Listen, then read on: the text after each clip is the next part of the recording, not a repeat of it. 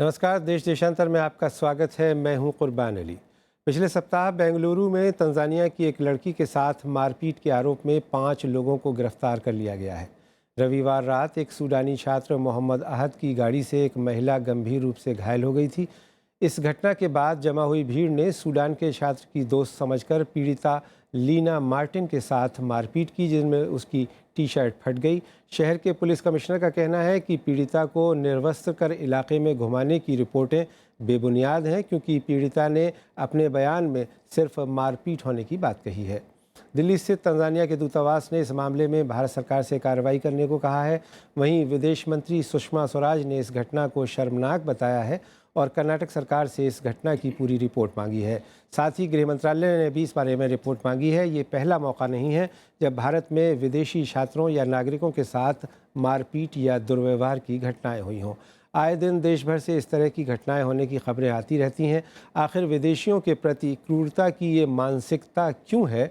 इस मानसिकता के पीछे कारक क्या हैं और उनका निदान क्या है? यही विषय है देश देशांतर में आज हमारी चर्चा का, जिसमें मेरे साथ हैं पूर्व केंद्रीय मंत्री सुश्री कृष्णा तीरथ, पूर्व राजदूत जितेंद्र कुमार त्रिपाठी, लेखक और सामाजिक कार्यकर्ता जॉन दयाल, दिल्ली विश्वविद्यालय में प्रोफेसर अपूर्वानंद और देश के जाने माने समाजशास्त्री प्रोफेसर आनंद कुमार।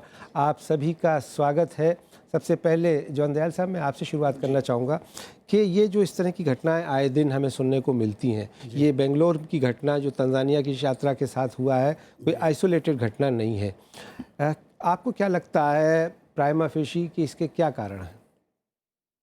मेरा ख्याल है जो हमारे से भिन्न है उसके प्रति जो जिज्ञासा होनी चाहिए एक तरीके से, वो जिज्ञासा उस तरीके की जिज्ञासा ना हो के एक तरीके से कुछ घृणा, कुछ भय, उन से जब मैं बता रहा हूँ आपको, दिल्ली यूनिवर्सिटी में जब हम आए थे मिड 1960s में, 60 के दशक में शुरुआत में ही, तो वहाँ पे भी पहली बार इंटरनेशनल स्टूडेंट्स हॉस्टल में विदेशी आते थे और अफ्रीका के काफ़ी लोग आते थे। जब वो लोग जो आजकल उधर किंग्सवे कैंप कहलाया जाता था, गुरु तेग बहादुर नगर, जब वहाँ से जाते थे आउटरम लाइन, हडसन लाइन में, तो बच्चे उनके पीछे एक तरीके से रैली लगा के चलते थे और शब्द होता था हबशी। हबशी एबिसिनियन अफ्रीकी स्लेव। हालांकि भारत में स्लेव डिनेस्टी का रूल रह चुका है, नीग्रो भी कहा जाता था। सिद्दी भी रहता है। नीग्रो उन दिनों पॉपुलर नहीं था, क्योंकि म्यूज़िक तो थोड़ा वेस्टर्न था, मगर हबशी हिंदुस्तान में बहुत पुराना शब्द है और उसके बड़े मायने हैं। उसका मायने सिर्फ काला नहीं है, उसका एक और मायना है कैनिबल। जब बच्चों में तो भाई हो जाता है कि ये आदमखोर है। तो इस तरीके से पूरा एक तरीके से अभी भी आज अगर आप जनपद की मार्केट पे एक बड़े खड़े हो जाएं और भीड़ को जाता हुआ देखें, किस तरीके से अगर कोई अंग्रेज़ या अमेरिकी सफ़ेद आदमी रिच हो, अमीर हो, उसके पीछे किस तरीके से भिखारी लगता है, किस तरीके से सेल्समैन लगते हैं। और किसी भी देश का डिप्टी एम्बेसडर हो मगर काला हो, तो उसके वही भाव आ जाएगा। ठीक। जितेंद्र कुमार त्रिपाठी साहब, विदेशों में भी भारतीय छात्रों के साथ दुर्व्यवहार होने की खबरें आती रहती हैं, लेकिन उनकी संख्या, उनकी तादाद बहुत ज़्यादा नहीं होती जितना अपने देश में होता है। तो जैसा जॉन दयाल जी कह रहे हैं, क्या आप उससे सहमत हैं कि एक तरह का बायस हमारा विदेशी, ख़ास करके काले छात्रों के प्रति है, क्योंकि अफ्रीकी देशों से काफ़ी लोग आते हैं? जी, मैं बिल्कुल सहमत हूँ जॉन दयाल साहब से, क्योंकि मेरा जो अनुभव रहा है, मैं 2 अफ्रीकी देशों में काम कर चुका हूँ जी, और 2 यूरोपियन देशों में।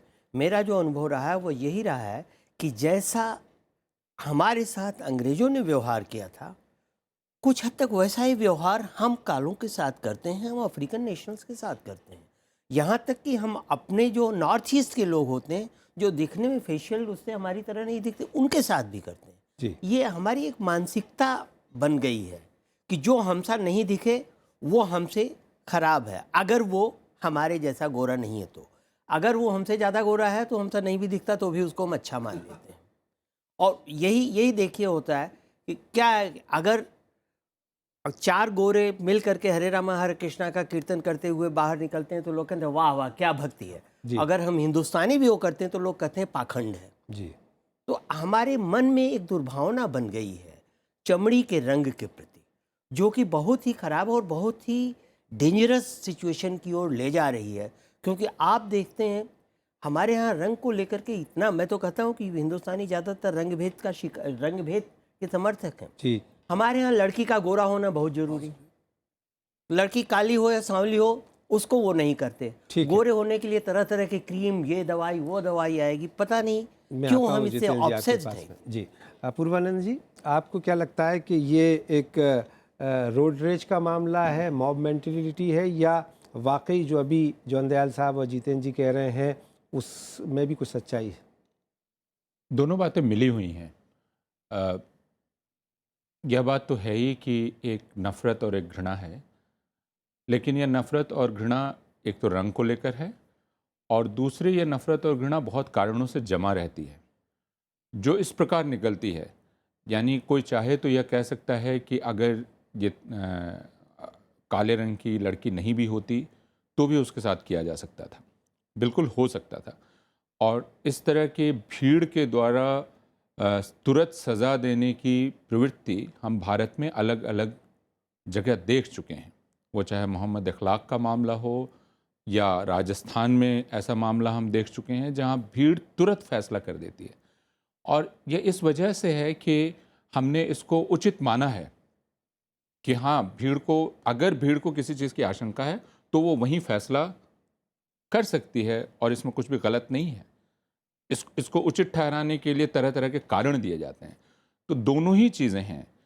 यह भी हमने देखा है कि गोरों को लेकर भी अगर बस में बगल में कोई एक गोरा बैठा हुआ है तो बगल में बैठे हुए लोग गालियां देते रहते हैं जी। और एक आध बार बहुत विचित्र स्थिति पैदा हो गई क्योंकि वो गोरा हिंदी जानता है और उसके बाद वो कहता है कि मुझे हिंदी पता है, इसलिए आप जो मुझे बोल रहे हैं वो मुझे मालूम है। तो भारतवासियों को इसके बारे में ज़रूर सोचने की ज़रूरत है कि अपने बारे में हमारी धारणा है कि हम बहुत उदार हैं, बहुत सहिष्णु हैं, लेकिन कोई भी जो दूसरा है उसको उसके प्रति भद्दी भावना रखना, उसको व्यक्त करना, अपने को सुरक्षित रखते हुए, इसमें हम कभी संकोच नहीं करते। ठीक है, हमारे साथ इस वक्त professor Anand Kumar phone line पर हैं। आनंद जी, स्वागत है आपका इस चर्चा में। हम बात कर रहे हैं कि विदेशियों के साथ ख़ास करके जो अफ्रीकी देशों के काले रंग वाले छात्र छात्राएं हैं या नागरिक आते हैं इस देश में, उनके साथ एक ख़ास तरह की क्रूरता और एक तरह की नफ़रत, घृणा का बर्ताव देखने को मिलता है। बहुत सारी घटनाएं हुई हैं। एक समाजशास्त्री के तौर पे आप किस रूप में देखते हैं इन घटनाओं को? नहीं, ये सचमुच बहुत चिंता की बात है कि हम एक तरफ तो मध्यम वर्ग खास तौर पर वैश्वीकरण के लिए स्वागत की मुद्रा में खड़ा है, लेकिन विश्व की हमारी परिभाषा में खाली यूरोप और अमेरिका आता है। अफ्रीका के बारे में हमारी समझ, हमारी जानकारी और हमारा नजरिया तीनों बहुत अज्ञान से भरा है। और जैसा अभी जिक्र हो रहा है, बाकी पैनलिस्ट ने कहा, हम काले लोगों के लिए, उसमें अमरीकी काले भी आते हैं, ये मान के चलते हैं कि ये हमसे कमतर लोग हैं, हमारे शहर में, हमारे इलाके में इनकी क्या जरूरत है। अभी ये याद रखना चाहिए कि हम ही ने चारों तरफ प्रचार करके दुनिया भर से विद्यार्थियों को इकट्ठा किया है। और अगर कोई 21 साल की अफ्रीकी लड़की बंगलोर जैसे नरम शहर में अपमान का शिकार होती है और निर्दोष रही है, भीड़ को उसको कुछ भी करने का कोई भी अधिकार नहीं था, तो उसकी खबर कल के अखबारों में पूरे अफ्रीकी महाद्वीप में बहुत बड़े पैमाने पर जाएगी, क्योंकि वो भारत को अपनी तरफ से स्नेह की निगाह से देखते हैं। उनको लगता है कि साम्राज्यवाद से मुक्ति की लड़ाई में अंग्रेजों, यूरोपियन या कहिए फ्रांसीसी और अभी हाल की विदेश नीति में अमरीकियों का भी मुकाबला भारत ने किया है। और ऐसे आदर का आप इस तरह से अपमान से जी अगर प्रत्युत्तर देते हैं तो ये हम अपने व्यवहार में जो भयंकर कमी है उसी का एक उदाहरण पेश कर रहे हैं। ठीक, आप रहे आनंद जी। मैं आता हूं आपके पास में। इस वक्त हमारे साथ पूर्व केंद्रीय मंत्री कृष्णा तीरथ जी भी हैं। कृष्णा जी, आप सरकार में रही हैं और आपने के दौर में भी इस तरह के वाक़यात हुए हैं, घटनाएं हुई हैं। कहा यह जाता है, अभी विदेश मंत्री ने कहा कि साहब कड़ी कार्रवाई करिए, कर्नाटक की सरकार से गृह मंत्रालय ने भी रिपोर्ट मांगी है, लेकिन फिर लौट फिर करके वहीं ढाक के तीन बात के मामला एक खानापुरी जैसा लगता है। क्या वजह है? देखिए, ऐसा है कि पहले तो हमारा भारत का संविधान और भारत की संस्कृति एक ऐसी है कि जिसमें कहीं काले गोरे का भेदभाव नहीं है और ना ही करना चाहिए। वो स्त्री हो या पुरुष हो, हम सबको समान योग्य मानते हैं। अब ये बात आती है कि बाहरी जो देश है, जैसे अभी जितेंद्र जी और उन्होंने कहा उनसे पहले जो वक्ता बोल रहे थे, जिन्होंने कहा कि उन्हें हबशी कहा जाता था। हाँ, जब तक अवेयरनेस नहीं थी कि बच्चे बचपन में उनको बहुत ही इस अंदाज से देखते हैं कि ये क्या हैं, कौन है। लेकिन हमारे पूरे विश्व में हर अलग-अलग तरह के रंग रूप के लोग हैं, जिनके प्रति हमें सम्मान रखना चाहिए। जी। और कभी-कभी कुछ चीज़ें एक्सीडेंटली हो जाती हैं। क्या एक एक्सीडेंट हुआ, उस गाँव में किसी के साथ एक्सीडेंट हुआ, वो इंसान शायद उसे ऐसी इंजरी हुई कि उसकी डेथ हो गई, जहाँ तक मेरे ज्ञान में है। और फिर उससे वो एक मॉब भड़का और भड़क के उन्होंने इस तरह का वाक़या किया। लेकिन जो चीज़ें कानून के दायरे में आती है, कानून अपना काम अपने आप करेगा। जहाँ तक हमें ये है कि गोरे और काले में क्या रखना, भेदभाव की बात नहीं होनी चाहिए, क्योंकि सारे विश्व में हम एक दूसरे को जो हम मानते हैं कि हम सब भाई और बहन हैं, और विश्व में मानव जाति को उच्च समझ के, मानव जाति को ऊपर रख के हम उनमें जो गुण और अवगुण हैं उनको देखें और उसके प्रति जी। हमारी भावनाएं होनी ठीक चाहिए है। कि कहीं अवगुण भी है तो उसे कैसे ठीक किया जा सके। कृष्णा ना कि इस जी। भावना को लेके हम किसी के प्रति ऐसी भावना रखें कि इसे मार दिया जाए, इसने ऐसा क्यों कर दिया। और उसको जो अभी हालात जो मैंने पढ़े हैं अखबार में वो ठीक नहीं है, और उसके प्रति जो भी कह रहे हैं, सुषमा जी ने जो कहा है वो उनका काम है, वो उसकी उचित कार्रवाई करेंगी या क्या करना है वो जाने। लेकिन मैं समझती हूँ कि हमारी भावनाएं हर एक के प्रति प्रेम हमें सिखाता है और हमें प्रेम से रहना चाहिए। आपने कृष्णा जी बहुत ही आदर्शवादी बातें जी। कही। अगर ऐसी सारी बातें और ऐसी भावना हो जाए तो फिर तो घटनाएं नहीं होंगी, लेकिन सच्चाई ये है कि आए दिन ये घटनाएं होती नहीं, हैं। और इसके इसीलिए हमें मेरा awareness सवाल सुन देने लीजिए की पूरा, जरूरत है। पहले सवाल सुन लीजिए कि आज हम इसी वजह से ये जी। चर्चा कर रहे हैं कि आखिर ये मानसिकता क्यों बनी है हमारे देश में। अगर ये भीड़ तंत्र भी पनप रहा है तो क्यों पनप रहा है, और ख़ास करके विदेशियों के प्रति ये नफ़रत क्यों है। हम इस पे आपसे इसलिए ये सवाल कर रहे हैं कि आप सरकार का भी हिस्सा रही हैं और जनप्रतिनिधि भी रही हैं। आखिर आपने कभी इसके कारण तलाश करने की कोशिश की कि ये घटनाएं होती क्यों हैं और इनका निदान क्या हो? देखिए, कभी-कभी कारण ये होता है कि जो हमारे देश के जब बाहर जाते हैं तो वहाँ भी कुछ-कुछ घटनाएँ ऐसी होती हैं कि किस व्यक्ति ने, किस जाति के, काले ने, या गोरे ने, उनका काम क्या है, और वो चीज़ें धीरे-धीरे ट्रैवल होती है, जो भारत में आती हैं तो उनको लगता है कि ये जो है इनका काम ठीक नहीं है। वहाँ पे जाते हैं तो भारतीयों के साथ अगर ठीक व्यवहार नहीं होता, ऐसी चीज़ें जब पनपती हैं तो वो चीज़ें वहाँ तक आती हैं, और उन्हें पूरी बात पता नहीं होने के बावजूद ऐसा कभी-कभी कहीं गाँव में या मॉब में या इस तरह की हरकतें हो जाती हैं जो नहीं होनी चाहिए। ये बात ठीक है कि जितेंद्र जी ने भी कहा कि हबशी कहते थे, और वो हमें भी पता है, जब बचपन में थे हमें इतना ज्ञान नहीं था। तो अलग-अलग तरह के अलग-अलग जो रंग रूप के जो व्यक्ति हैं, हमारे मन में जो धारणा ठीक उनके है। प्रति जो बनी है, उसको सुधारने की हमें ज़रूरत है। आप रहें। और हम जो है अपने हिसाब से भारत को जो सर्वोच्च सांस्कृतिक मानते हैं, वो हमें अच्छा व्यवहार करना चाहिए। हाँ, जहाँ कहीं गलत किसी ने किया हो तो उसके खिलाफ जो कार्रवाई होनी है वो कानून के तहत कार्रवाई होनी चाहिए। ठीक है। जॉन दयाल साहब जी। अभी तक सवाल का जवाब मिल नहीं पा रहा है। जो हमारी ये चर्चा है और जिसका विषय ये है कि आखिर ये मानसिकता क्यों बन रही है, और अगर बनी है तो इसको दूर कैसे करें। मैं एक बात करना चाहता हूँ। एक तो है रेसिज्म, जी। नस्लवाद पूरे विश्व में है।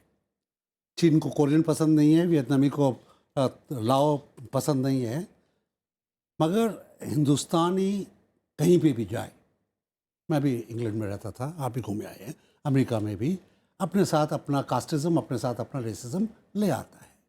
ये बात तो सच है। इसमें कहीं ना कहीं ये हमारी संस्कृति सर्वश्रेष्ठ रही है या नहीं, तो फिर चीन और इजिप्ट का क्या होगा, ये कहने की बातें हैं।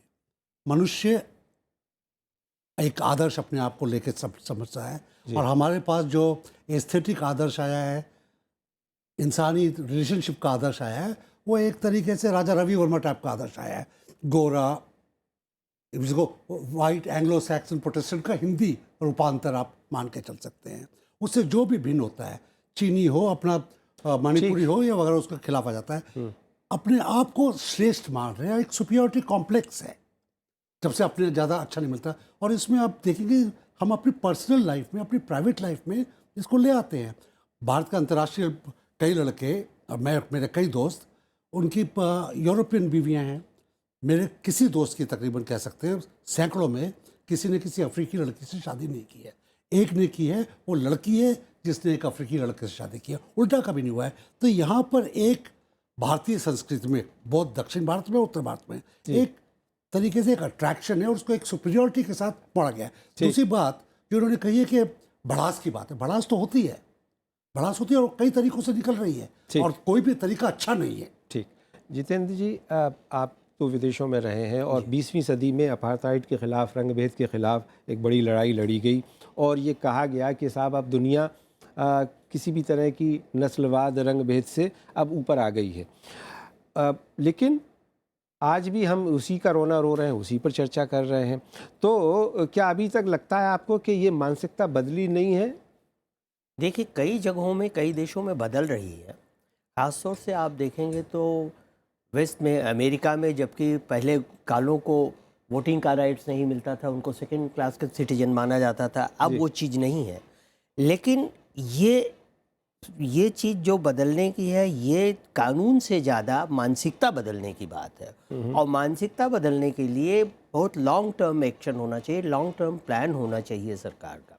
सरकार, ठीक है, कहीं कोई मॉब वायलेंस होती है, मॉब एक्टिविटी होती है, सरकार तुरंत कुछ लोगों को गिरफ्तार कर लेती है, उनको पकड़ लेती है। लेकिन ये चीज़, इसमें अभी तक हम नहीं गए हैं, ना हमारी सरकारें, कि आखिर जैसे आप कह रहे हैं कि ये क्यों हो रहा है, ये होना ही क्यों चाहिए जी। और वो चीज़ देखने की बात है। मैं आपको एक बहुत छोटा सा उदाहरण देता हूँ।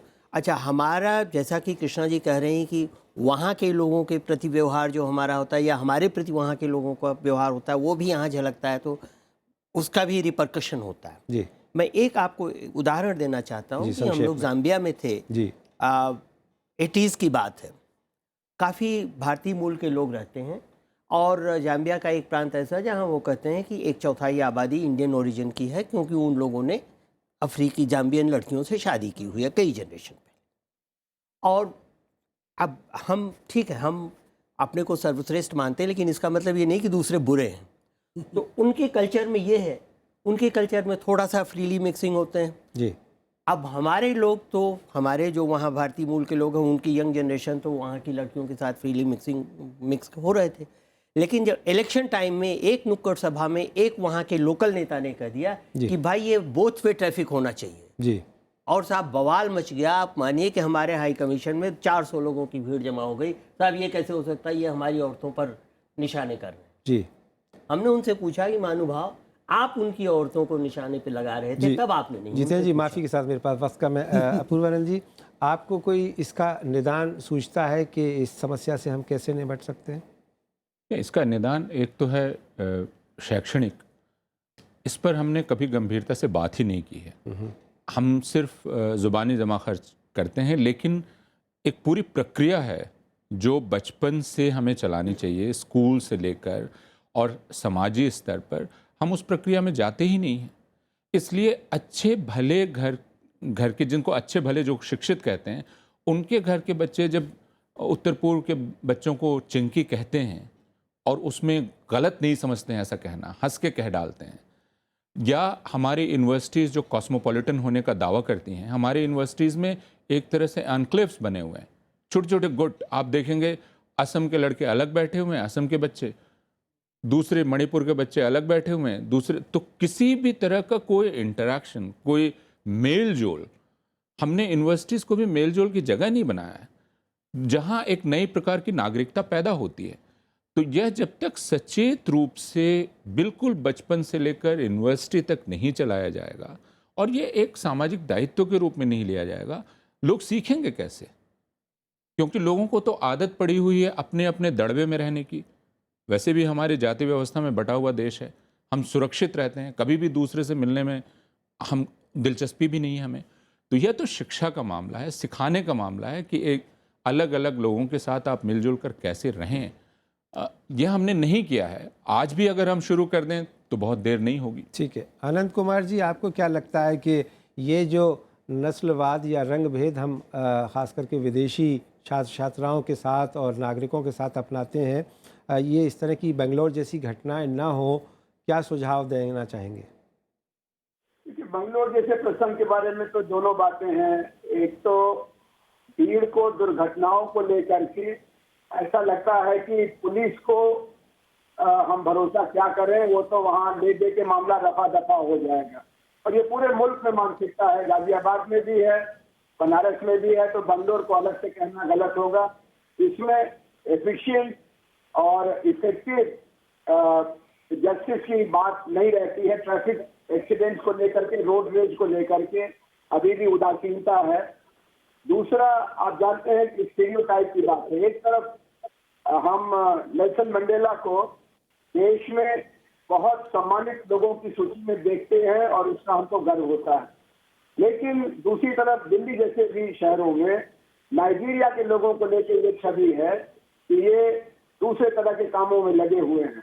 तो ये जो एक आम जानकारी और इसमें आधा अधूरापन, इसमें अफवाहें और जैसा कहा गया अज्ञान, हमारे अपने पाठ्यक्रम में भी यूरोप और कुछ थोड़ा बहुत अब चीन के बारे में जिक्र हो रहा है, लेकिन अफ्रीका की कहानी बिल्कुल हमारी जानकारी में नहीं है, जहन में नहीं है। और हमको ये देखना है कि अफ्रीका इस समय दुनिया का खुला महाद्वीप जैसा है, भारत भी उसमें लगा हुआ है। हमारे व्यापार से लेकर रोजगार तक में अफ्रीका की बड़ी भूमिका है, लेकिन उसकी तुलना में हमारे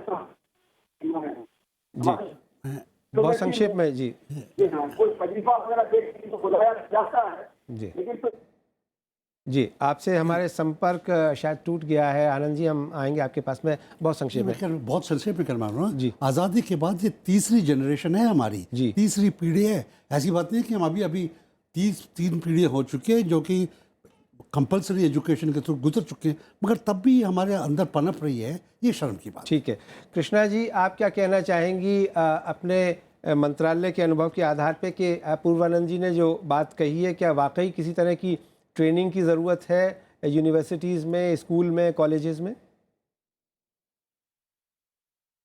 देखिए, ये ट्रेनिंग ऑटोमेटिकली आती है जब हमारा ज्ञान बढ़ेगा, क्योंकि हर एक जगह पे वातावरण के हिसाब से कहाँ का कैसा मौसम है, कैसा, देखिए हमारे यहाँ नॉर्थ ईस्ट में अलग रंग रूप के लोग हैं, साउथ में जाओ तो अलग रंग रूप के हैं, अगर हम इधर नॉर्थ इंडिया की तरफ आ जाएं तो वहाँ बिल्कुल अलग है, और दिल्ली में हम सब मिक्स हैं। तो पूरे भारत में अलग अलग जैसा वातावरण, जम्मू कश्मीर में चले जाइए वहाँ बिल्कुल अलग है, लेह लद्दाख में जाएंगे तो हर एक जगह पे अलग अलग रंग रूप है, लेकिन हमें रंग रूप की बजाय गुण पे जाना चाहिए। हमें जो व्यक्तिगत जिसमें मानवता है, हमें मानवता का पाठ पढ़ाना चाहिए पूरे विश्व में। और मैं नहीं कह रही हूँ, ये मुझसे पहले जैसे नेल्सन मंडेला की जो बात आई, या हमारे गांधी जी थे, या हमारे बहुत बड़े बड़े आदर्शवादी जो रहे हैं इस देश के या विश्व के, उन्होंने मानवता का पाठ पढ़ाने की बात कही है। ठीक है, और बहुत बहुत शुक्रिया। मेरे पास वक्त की कमी है कृष्णा जी, क्या रंग है, हमें किसी का मजाक नहीं करना चाहिए। जी बहुत बहुत शुक्रिया। अब अपूर्व जी, आप कुछ कहना चाहेंगे? नहीं, मैं सिर्फ ये कह रहा हूँ कि यह अपने आप नहीं होगा, कभी भी अपने आप नहीं होगा।